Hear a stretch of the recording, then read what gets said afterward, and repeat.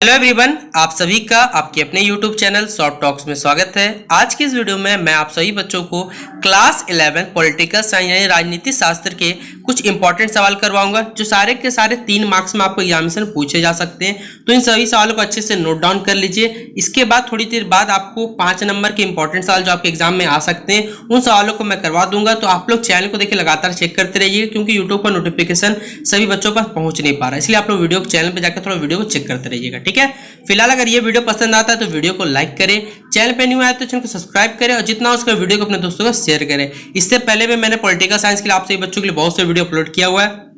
अगर वो वीडियो आपने नहीं देखा है तो मेरे चैनल पे जाकर सारे के सारे वीडियो देखिए। एग्जाम में आपको देखिए खुद से भी कोई सवाल अगर एक्स्ट्रा पूछा जाता है तो मैं आपका दिमाग इतना ओपन कर दूंगा कि आप लोग खुद से उसे बना के लिख सकते हैं। तो वीडियो को लास्ट तक जरूर देखिएगा। ठीक है, तो चलिए आइए देखते हैं पहला सवाल हमारा कि 42वां संविधान संशोधन। देखिए इंग्लिश मीडियम के जो बच्चे हैं उनको बता देता हूँ, इसे कह सकते हैं कॉन्स्टिट्यूशनल अमेंडमेंट किया गया था 42वां।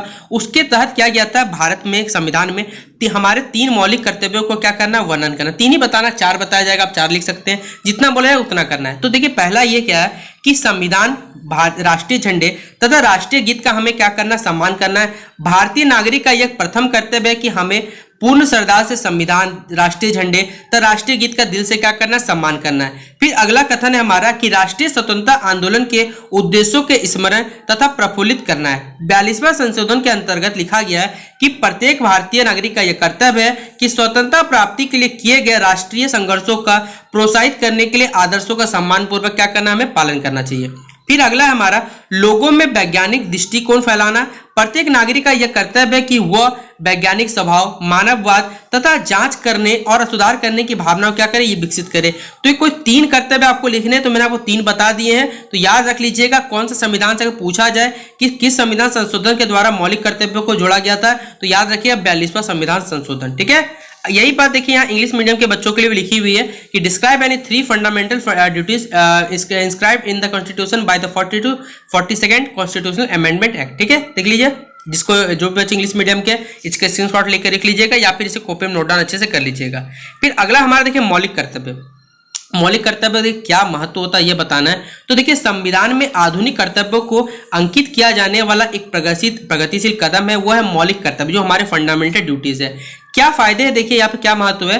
तो मौलिक कर्तव्य शून्य स्थान की पूर्ति करते हैं। जैसे मौलिक कर्तव्यों को भारतीय संविधान में सम्मिलित करके रिक्त स्थानों की पूर्ति की गई है। मौलिक कर्तव्य क्या होते हैं, आधुनिक विचारधारा के अनुकूल है और इन्हें 42वें संशोधन द्वारा मौलिक कर्तव्यों को भारतीय संविधान में अंकित किया जाना आधुनिक विचारधारा के क्या अनुकूल है। फिर आधुनिक विचारधारा के अनुसार अधिकार और कर्तव्य एक ही सिक्का के क्या होते हैं, 2 पहलू होते हैं, इसलिए अधिकार और कर्तव्य एक साथ चलते हैं। और यही बात देखिए इंग्लिश मीडियम के बच्चों को लिखी है कि what is the importance of fundamental duties. तो आप लोग इसे नोट डाउन कर लीजिएगा अच्छे से। अगला सवाल हमारा कि राजनीति विज्ञान जो होता है वो विज्ञान यानी साइंस और वो आर्ट्स कैसे है, दोनों हमें बताना है। तो देखिए यह एक सामान्य अभिमत है कि कोई भी अध्ययन या तो विज्ञान की श्रेणी में आता है या फिर कला में, लेकिन वस्तुतः ऐसा सोचना जो हमारा वो गलत है, त्रुटिपूर्ण है। विलियम एस लिंगर के अनुसार विज्ञान और कला का जो परस्पर विरोधी होना आवश्यक नहीं है। कला विज्ञान पर आधारित हो सकती है, यानी आर्ट जो विज्ञान पर आधारित हो सकती है। राजनीति शास्त्र के बारे में यह कहा जा सकता है यह विज्ञान और कला दोनों से मिलकर बना हुआ है।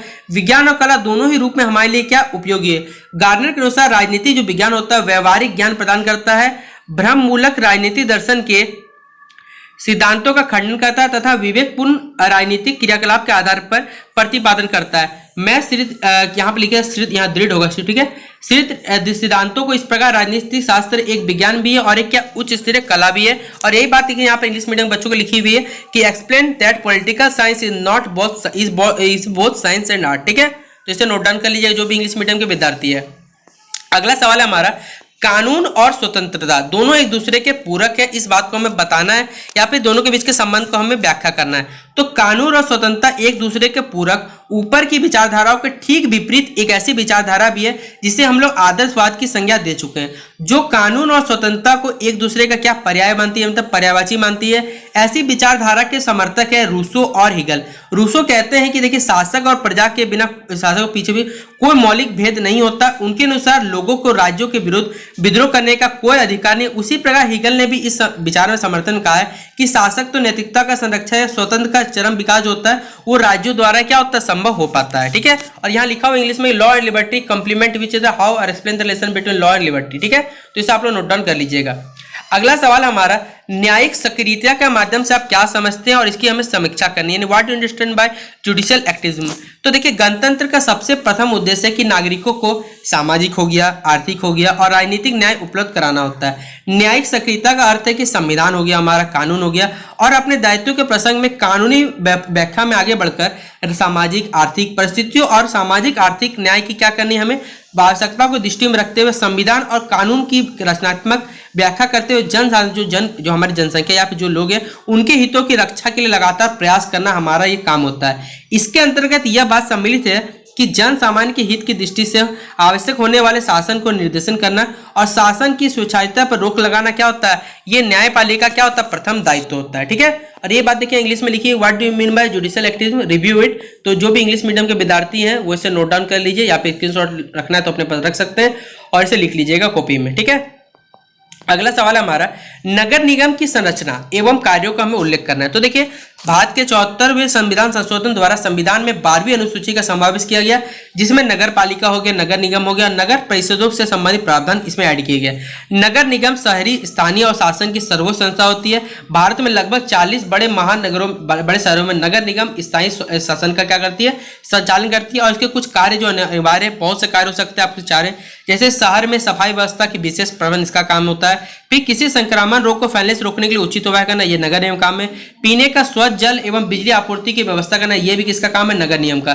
फिर यातायात सेवाओं की निगरानी करना, यह भी नगर निगम का काम होता है। म्युनिसिपल कॉर्पोरेशन का ये क्या काम है। और ये बात यहाँ लिखा हो कि mention the structure and function of the municipal corporation, ये बात हिंदी में लिखी हुई थी, और यही बात देखिए आपसे बच्चों यहाँ पे इंग्लिश में लिखी हुई मिल जाएगी। अगला सवाल है हमारा, और बीबीआई कर लीजिए, केंद्र एवं प्रांतों के बीच, मैंने explain the executive relation between the centre and the provinces. देखिए, तो केंद्र एवं प्रांतों के बीच कार्यपालिका जो होती है वो संबंधों को वर्णन इस प्रकार है कि संविधान का जो हमारा अनुच्छेद 257 राज्य अपनी कार्यपालिका शक्तियों को प्रयोग करके इस प्रकार कर सकते हैं कि केंद्र की कार्यपालिका शक्तियों से यहाँ पर टकराव ना हो, कोई भी यहाँ पर टकराव नहीं हो सकता। फिर केंद्र राज्यों को कोई भी ऐसा निर्णय दे सकती है जैसा कि वो भारत सरकार उन परिस्थितियों में आवश्यक क्या समझौता समझती हो। फिर आपातकालीन स्थिति में राज्यों का प्रशासन राष्ट्रपति, जब आपातकाल लग जाता है भारत में आपको मालूम होगा, तो उस समय जो शक्ति रहती है वो सारे के सारे राष्ट्रपति हाथों में चले जाता है, और वो कोई भी आवश्यक निर्देश ले सकता है, उसकी वजह से कोई भी परमिशन की आवश्यकता नहीं होती है। आपने अगर पढ़ा होगा, मैंने आपको पढ़ाया था मोस्टली जब एक आपको सवाल बताया था कि राष्ट्रपति के देखिए चुनाव कैसा, तब मैंने आपको कुछ टर्म बताए थे कि राष्ट्रपति को क्या क्या पावर मिले हुए, कुछ बातें। और यही बात देखिए यहाँ पर इंग्लिश मीडियम के बच्चों की लिखी हुई है कि explain the executive relation between the centre and the provinces, यहाँ तक लिखा हुआ नीचे लिख लीजिएगा। ठीक है, स्क्रीनशॉट जिसको रखना है वो रख सकते हैं बच्चे।